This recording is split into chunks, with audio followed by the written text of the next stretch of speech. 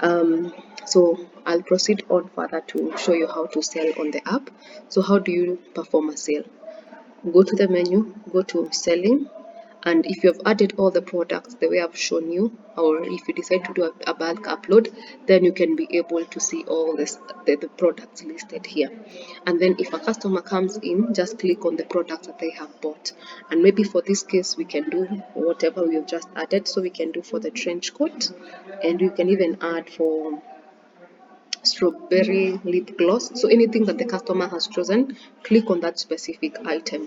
Just and you can even go on ahead to search. And once you search, if you have a long list of items, you can be able to do that. Then go on ahead to current sale. If you want to modify the quantities, you can see current sale updates automatically. Once I add a product, it updates automatically. And then you can click on current sale, then click on that specific product, and on that specific product that you want to modify the quantity or the price, click on it, and then you should see this pop up how you're able to do modification of quantity and even price. So quantity, click on it and even change, or you can even go on ahead, edit automatically. And then you can even modify price, offer a discount. This is where you offer a discount from. You can even go to on ahead to switch selling price. You can even go on ahead to include tax or even markup price, and then you can go on ahead to update.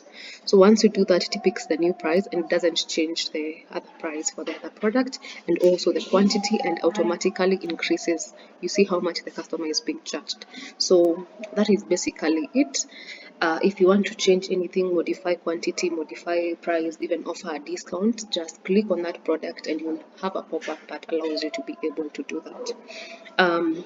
Moving on, now you can see we have options called charge, quote, and cancel. So if you want to go on ahead to charge, you can charge, but for the quotes feature, you can be able to quote to a customer. So once you click on quote, just click on the customer that you want to quote to. You have to assign a customer, whether existing in the database or new. So you click on existing. You can, if they're already existing and added customers, you will see that and you can choose them. If it's a new customer, just add in the details and they will be added in the database. And then after that, you can assign and click on yes if you want to post a quote, and then go on ahead to. Remember, this doesn't decrease the inventory. This doesn't decrease the inventory.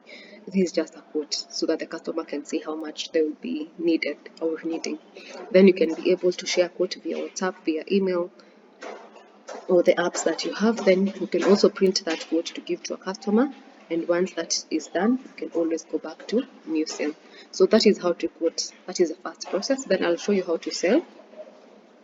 So we can still do the trench coat again. We can still do something else, maybe like nail polish, and then you go on to current sale.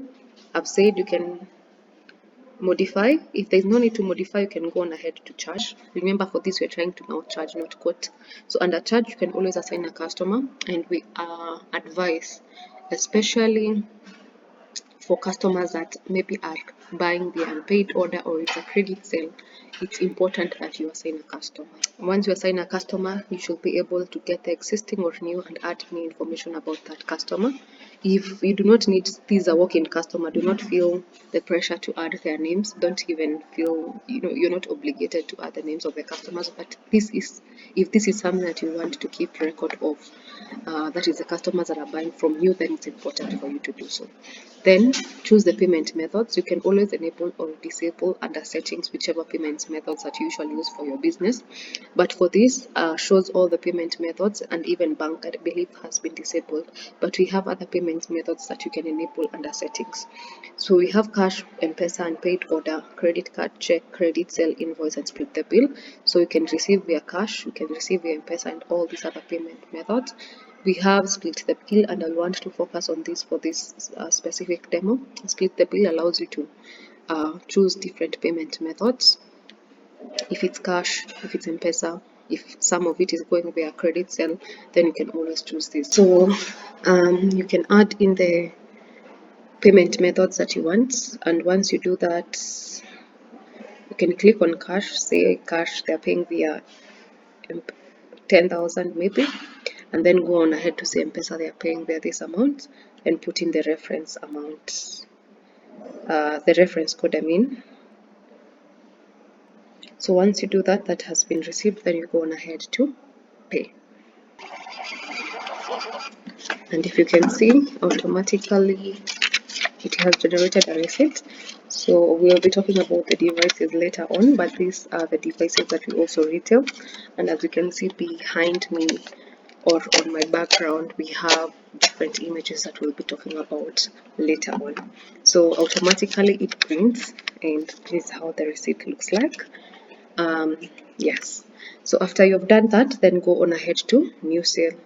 Under new sale, now you can sell again. So whatever I've just shown you, that's the same thing that the cashiers will see, and that's the only thing that they're able to do. So the selling process is same on the end of the business owner or cashier. It's just the same. There's not much difference.